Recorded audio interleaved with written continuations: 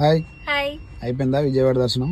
చాలా బాగా, అసలు మార్నింగ్ నుంచే చెప్దాం అనుకున్నాను. అసలు వాళ్ళ దర్శనం మాత్రం ఎంత బాగా అయిందంటే, అంటే మేము 500 రూపీస్ దర్శనంకి వెళ్ళాంలండి. అంటే గర్భగుడి దర్శనంకి అమ్మవారిని దగ్గర నుంచి చూసుకోవాలనుకున్నాను. దగ్గర నుంచి చూసుకున్న మనసు నిండిపోయింది. ఎంత అందంగా ఉంది, అమ్మ ఇల్లు పట్టుకోవాలనిపించింది అనమాట. ఎనీవే దర్శనం మాత్రం చాలా బాగా అయింది.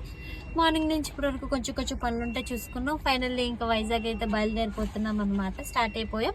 మేమైతే ప్రెసెంట్ ఇప్పుడు ఇది ఎలక్ట్రికల్ బస్సు ఫ్రెష్ బస్ లో ఉన్నాం అనమాట.